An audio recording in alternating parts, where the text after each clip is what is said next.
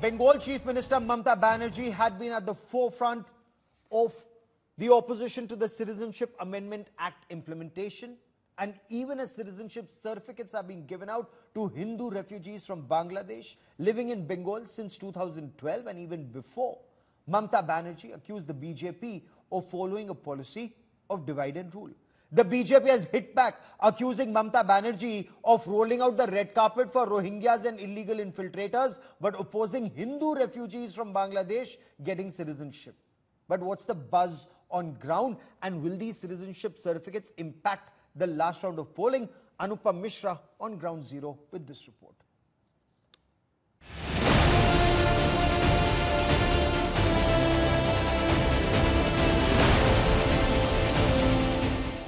The first set of Hindu refugees from Bangladesh getting their citizenship certificates after the Citizenship Amendment Act or CAA came into force in Bengal.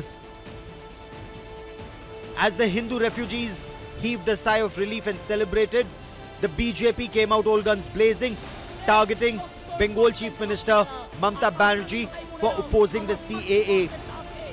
Union Home Minister Amit Shah accused Mamata Banerjee of laying out the red carpet for Rohingyas and illegal Bangladeshi infiltrators, but opposing Hindu refugees. ये ममता दीदी विरोध करती है, उनको घुसपैठिए पसंद है, red carpet बिठाती है, Rohingya को नागरिकता देती है, मगर हिंदू, बौद्ध, सिख, जैन उनको नहीं देती। हम एक एक शरणार्थी को नागरिकता देकर भारत का नागरिक बनाएंगे। Mamata Banerjee had repeatedly opposed the implementation of the CAA, insisting she will not permit CAA and NRC in Bengal. The Bengal Chief Minister accused the BJP of following the policy of divide and rule. हम जिंदगी देने के लिए तैयार हैं, लेकिन हम BJP का जो डिवाइड एंड रूल है उसको मानने के लिए तैयार नहीं है। हम एनआरसी करने नहीं देना चाहती हूँ, हम नहीं देंगे। क्या हम नहीं करेंगे? यूनिफॉर्म सिविल कोड करके आप लोग का सबको रिजर्वेशन खत्म करने का कोशिश कर रहा है। एक दफे अगर मोदी जीत गया तो चुनाव और कभी नहीं होगा। Prime Minister Narendra Modi recently said Bengal will give the best results for the BJP in the 2024 elections. Implementation of the CAA had been high on the BJP agenda, and the Prime Minister had assured voters both celebration of Ram Navami and CAA were Modi की guarantee. Modi ने कहा मैं सही समय देख करके ले आऊंगा, मैं लाया।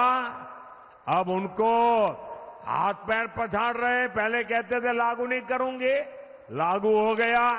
यहाँ के लोगों को नागरिकता मिलने लगी। अब वो झूठ फैला रही है, भ्रम फैला रही है। सैकड़ों शरणार्थियों को नागरिकता मिल चुकी है।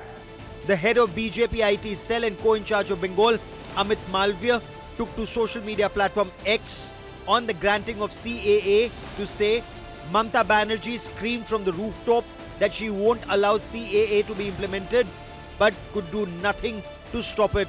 Right to confer citizenship is exclusively in the centre's domain, and states have no locus standi in the matter. The BJP will ensure every eligible person gets citizenship. It is a civilizational commitment Modi government made to the people who've been waiting for legitimacy for decades.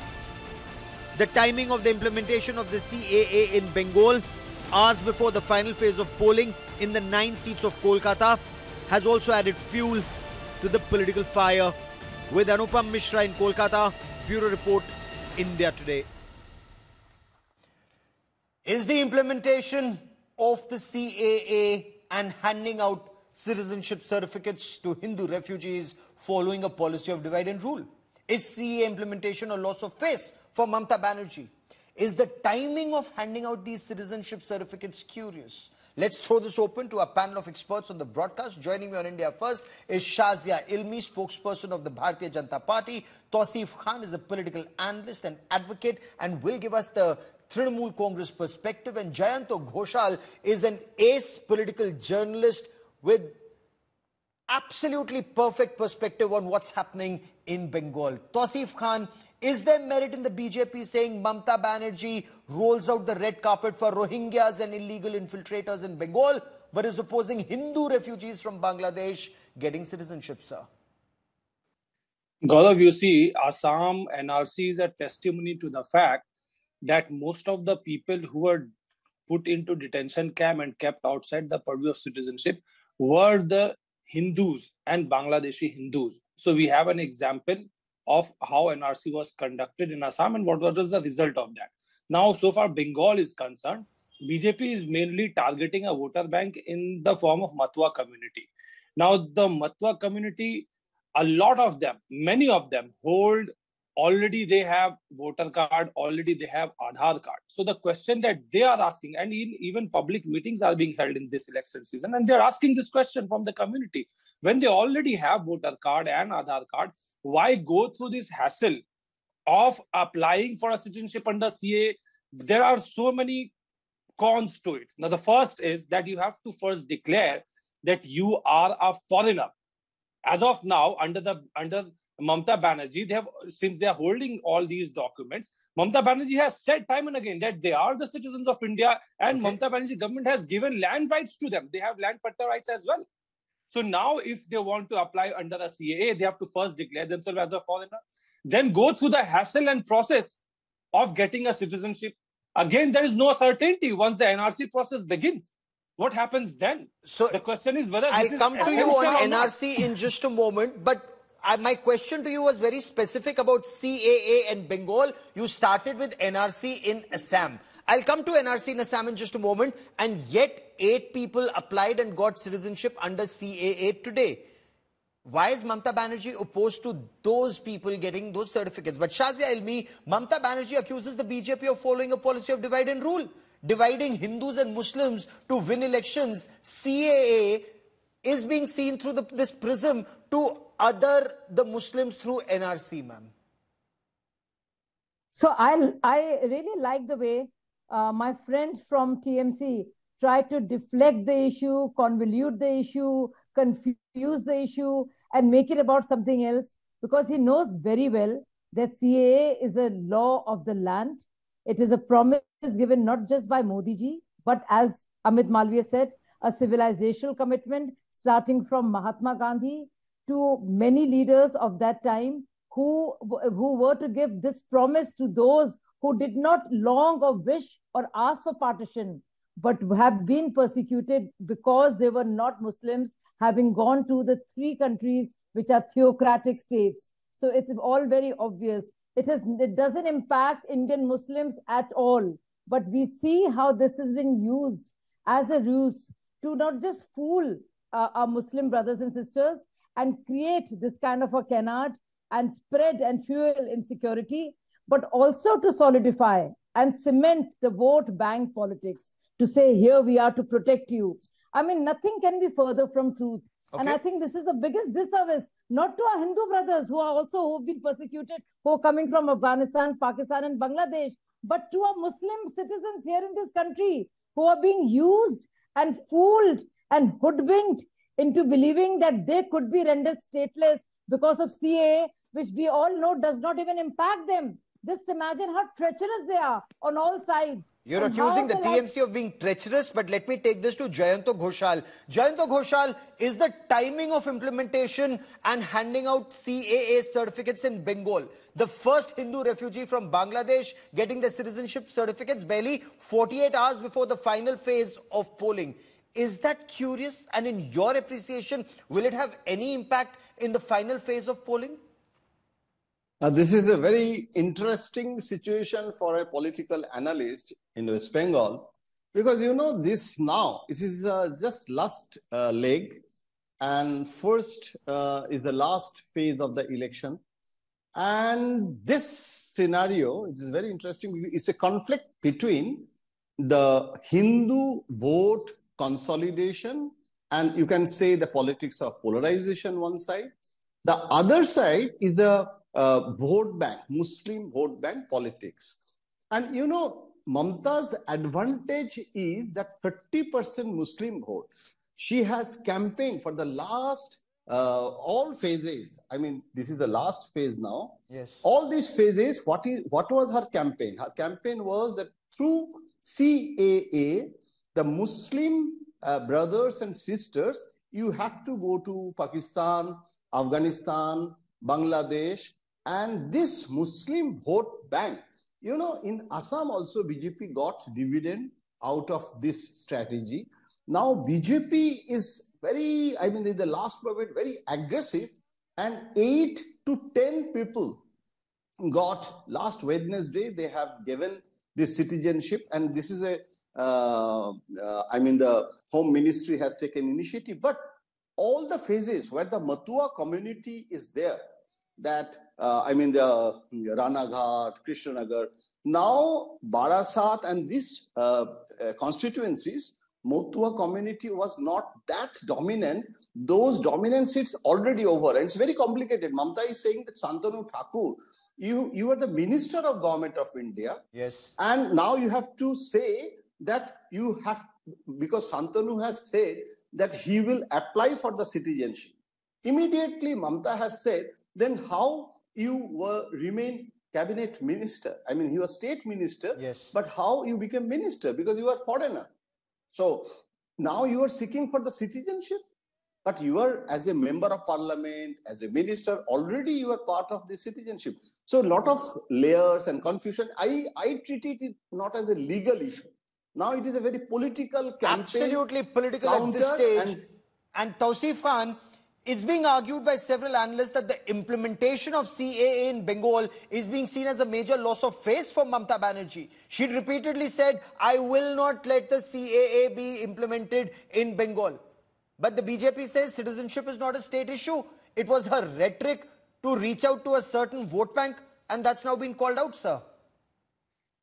Gaurav, you see, Mamata Banerjee heads a democratically elected government in West Bengal with a brute majority. And with this brute majority, Bengal Assembly has also passed a resolution against CAA. And not only Bengal, there are 4 other states also which passed resolution against CAA. So it's not only a matter of Mamata Banerjee opposing, but the India bloc opposing this legislation brought by the BJP government, which has a communal tone in it. You see, it's unconstitutional to grant citizenship on the basis of religion. That's point number 1. Secondly, no, but the government has repeatedly said it does not discriminate against Indian Muslims. So whether it gives citizenship to other Muslims from other countries, how does that violate India's constitution? Gaurav, the element of religion introduced in granting citizenship in itself is discriminatory. You cannot give citizenship to those who are Indian citizens already. It is going to apply only to foreigners. So that apart, second point is those who already have voter card, those who already have Aadhaar card, those who have been casting their votes, making BJP ministers and sending BJP leaders to parliament. Today, they will stand in the queue and apply under CAA and get a citizenship from now on. So what happens? For the last so many years, respond, Shazia, because Mamata Banerjee says MPship becomes illegal. No, Mamata Banerjee has a back to the wall. She's completely beleaguered. Recently, there was a Calcutta High Court judgment which struck down as illegal and unconstitutional the OBC certificate that she had given to many Muslims as a continuation of this vote bank policy, appeasement policy, and now this. Something that is part of law. I mean, talking about constitution, these people are talking about protecting the constitution. This is India. This is Indian law. This is a central law. No, but I want to understand from you. Now Mamata Banerjee says she will not permit implementation of NRC. She may have lost the battle on CAA, but will continue to fight that either NRC or she says even Uniform Civil Code will not be implemented in Bengal. So first of all, NRC for the whole country is not even a draft. As far UCC is concerned, if she cares about the constitution, she should care about the UCC, which is part of the directive principles, Article 44. So I don't know what she's trying. I think she's completely confused and embittered and completely beleaguered. She doesn't know what is happening. She is absolutely flustered. So she's just saying anything and everything and trying to, she mocks the Muslims there by saying and insinuates that they would actually like something like this. They would try to deny citizenship to all those persecuted Hindus and Sikhs and Parsis and Christians who would want to seek refuge in India only because they. So she mocks even the Muslims when she does this. But so Jayanta Ghoshal, will there be NRC in Bengal? Is there any time frame for NRC in Bengal? Any draft, any notification? Or is there merit in the BJP saying that Mamata Banerjee is only resorting to fear-mongering, telling Muslim voters, only I can save you from the BJP? I'm telling you, this is mainly a political campaign materials. And you know, Home Minister Amit Shah once said in Parliament that NRC is the logical consequence of CAA. That was on record, he said, but it's a long back. Now, after this CAA implementation, immediately Mamata Banerjee using that Home Minister's old statement, and Amit Shah ji has clarified that he delinked these two issues, that CAA and NRC, the two different things. And CAA is now we are implementing and not NRC now. And that now, I mean now Mamata Banerjee is politically, she is campaigning that CAA is the first step and the logical consequence, what Home Minister said earlier, that NRC. So you cannot delink these two issues. So this is a political debate. The issue, for me, it's more important, Gaurav, that whether this time in West Bengal, the Hindu Bhadralok, now 9 seats are left. And Calcutta North, Calcutta South is a very urban, sophisticated, Bhadralok middle class. The Renaissance city, basically, where Prime Minister did the road show. And he has said the new Bengal he wants to see. So this aspiration, this hope, whether Hindu, Bengali, Bhadralok, this time, how much polarization can take place, that Hindutva factor, through this CA, that has to be seen. And Mamata Banerjee is trying to neutralize that Hindu aspect also, because she has a problem that if you say only for Muslim, only for 30%, I mean, then the 70% Hindu vote cannot go with the BJP. Then it will be disaster for Mamata. And so we'll track that story very, very closely. So 9 seats in Bengal. The Bhadralok in Bengal, as Jayanta very aptly puts it, left to their wisdom on the 1st of June. We'll be tracking that story very closely. To all my guests, many thanks for joining me. Prime Minister Narendra Modi is at the Vivekanand Rock Memorial in Kanyakumari. He started his dhyan or dhyanam at 6:45 p.m. and for the next 45 hours, the Prime Minister will meditate. We are told that his diet now for the next 48 hours comprises coconut water, grape juice, water, liquid diet. For the next 48 hours, he will not move out of that meditation hole. He will remain in that meditation hole. The Prime Minister, deeply inspired by the teachings, by the life and teachings of Swami Vivekanand. The Prime Minister, incidentally, has repeatedly said his model of governance is modelled on the teachings of Swami Vivekanand's vision for Bharat, for Vikasit Bharat. That is the Prime Minister's agenda for Bharat by 2047, to be a developed country. It was in 1892 that Swami Vivekanand he swam to this rock and meditated there for 3 days and 3 nights. And after that, he had a vision of Bharat Mata. Now the focus is, the Prime Minister, we are told, is now going to think about his vision for India for 2047. We will continue to track developments on the story very closely, but that is all I have for you on India First this evening. Many thanks for watching. Rajdeep Sardesai comes up next with Elections Unlocked. Stay with us.